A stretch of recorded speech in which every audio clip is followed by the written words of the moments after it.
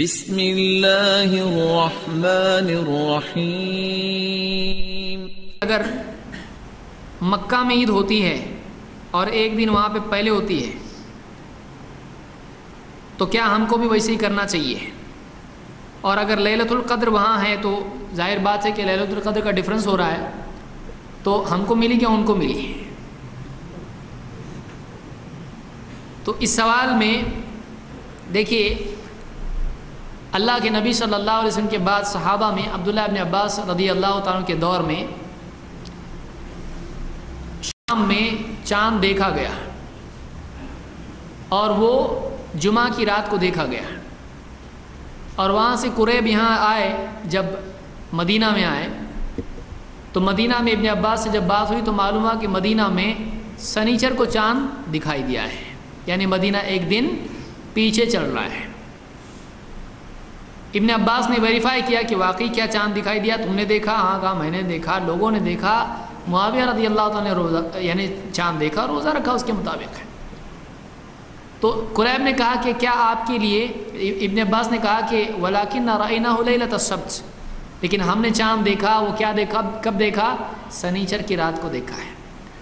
اور کہا فَلَا نَزَالُ نَصُومُ حَتَّى نُكْمِلَ 30 أَوْ نَرَاهُ، کہا کہ ہم تو روزہ رکھتے چلے جائیں گے یہاں تک کہ ہم 30 دن پورے کر لیں یا اس سے پہلے ہم کو ہلال دکھائی دے۔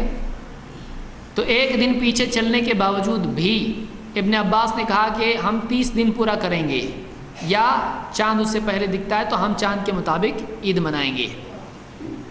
راوی نے کہا وَلَا تَكْتَفِي بِرُؤْيَةِ مُعَاوِيَةَ وَصِيَامِهِ، کیا آپ کو حضرت معاویہ کے چاند دیکھنے اور روزہ رکھنے اتنا کافی نہیں ہے؟ یہ خبر کافی نہیں ہے؟ کہا لا ہَكَذَا أَمَرَنَا رسول اللہ صلی اللہ علیہ وسلم، نہیں، ایسا ہی حکم اللہ کے رسول صلی اللہ علیہ وسلم نے دیا ہے۔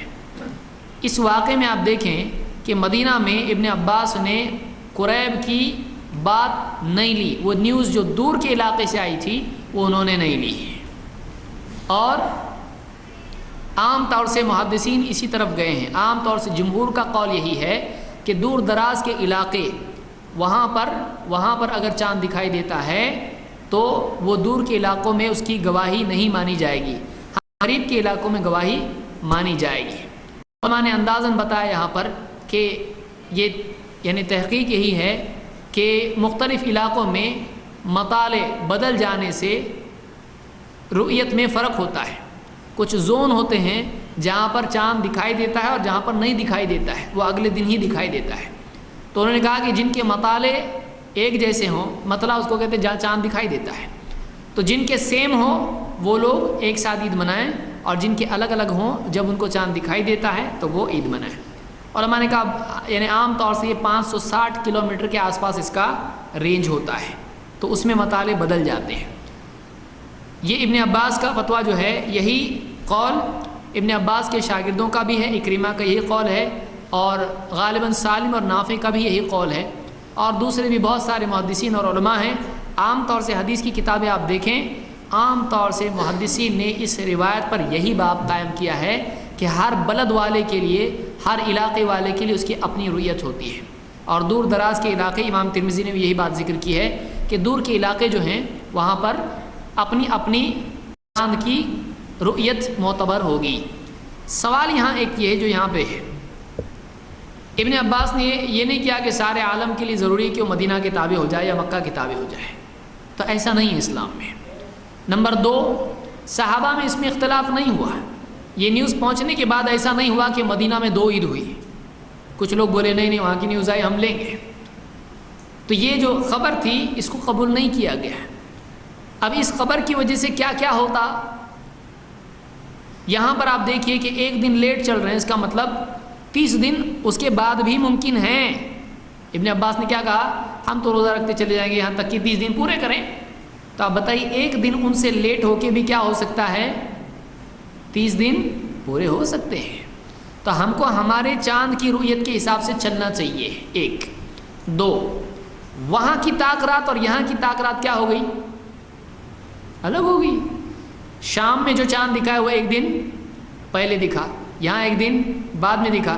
اب وہاں جو طاق ہے یہاں پر جفت ہے، یہاں پر جو طاق ہے وہاں وہاں آڈ ایون دونوں کا فرق ہو جا رہا ہے۔ ابن عباس نے کہا ایک کام کرو، ان کو پہلے دکھا ہے تو تم کیا کرو، تم جفت کو طاق بنا لو اپنی۔ کہا ابن عباس نے ایسا نہیں، انہوں نے اپنے معمول کو باقی رکھا ہے۔ کوئی آدمی بولے گا دنیا میں تو ایک ہی لیلۃ القدر ہوگی نا، آپ کہیں گے دیکھیے کہ جب لیل رات ہوگی دنیا کے ایک حصے میں، دنیا کے دوسرے حصے میں کیا ہوگی، رات ہوگی، دن ہوگا، تو وہاں لیلۃ القدر ہے کہ نہیں ہے؟ بولیں گے اس کا جب ٹائم آئے گا تو اس میں آئیں گے۔ ہم بھی بولیں گے جب اس کا دن آئے گا تو اس میں آئیں گے، اس کی جب رات آئے گی، طاق رات آئے گی تو اس کے لیے ہے۔ تو جس کی جو رات ہے اس کے حساب سے اس کی لیلۃ القدر ہے، دنیا میں الگ الگ ہے۔ حدیث میں اللہ کے نبی صلی اللہ علیہ وسلم فرماتے ہیں رات کا 1/3 حصہ جب ہوتا ہے تو اللہ تعالیٰ آسمان دنیا کی طرف نزول کرتا ہے، اور اللہ تعالیٰ کہتا ہے کوئی مانگنے والا ہے مجھ کو دوں، ہے کوئی مغفرت چاہنے والا اس کی مغفرت کروں، ہے کوئی مجھ کو پکارنے والا کہ اس کی پکار سنوں۔ یہ رات کے کب ہوتا ہے؟ 1/3 حصے میں۔ تو اب کوئی آدمی کہے گا ایک حصے میں دن ہے، تو کب اللہ تعالیٰ آسمان دنیا کی طرف نزول کرتا ہے؟ تو ہم کہیں گے جس کی رات کا جو 1/3 حصہ ہوتا ہے وہ ریلیٹیو ہے اس کے ساتھ میں، اس کے لیے اس وقت میں یہ ہوتا ہے۔ تو دنیا میں ہر علاقے کا وقت الگ ہوتا ہے، ہر علاقے کے لیے اللہ کا اس 1/3 وقت کا وعدہ اس علاقے کے اعتبار سے ہے۔ جب ہر رات کا وعدہ اس رات کے اعتبار سے، اس علاقے کے اعتبار سے ہے، تو اس بڑی رات کا لیلۃ القدر کا رات کا معاملہ بھی اس کے اپنے علاقے سے جڑا ہوا ہے۔ تو اس کو یاد رکھیں۔ بہت سارے لوگ سمجھتے ہیں کہ وہاں تو عید ہو رہی ہے اور ہم لوگ یہاں روزہ رکھے ہوئے تو کام ہے، تو ایسا سوچنا غلط ہے، اس لیے کہ ہمارا مہینہ بھی پورا نہیں ہوا تو ہم عید منا سکتے ہیں؟ نہیں منا سکتے ہیں۔ ابھی ایک لمبا مسئلہ ہے، کافی بحث اس پر ہے۔ عجیب بات یہ ہے کہ امام ابو حنیفہ رحمۃ اللہ علیہ کا فتویٰ اس پر یہ ہے کہ دنیا کے کسی بھی ملک میں چاند دکھائی دے، ساری دنیا میں جہاں وہ خبر پہنچے وہاں کی گواہی معتبر ہو تو ان کے اوپر لازم ہو جاتا ہے کہ ان کے ساتھ عید منائے۔ پبلک مانتی نہیں، بولتے ہم امام ابو حنیفہ کو نہیں مانتے۔ آج دیکھیے چلتا ہے ہندوستان میں، نہیں کرتے اس کے مطابق احناف۔ یہ امام ابو حنیفہ کا فتویٰ ہے اور صاحبین کا بھی فتویٰ ہے۔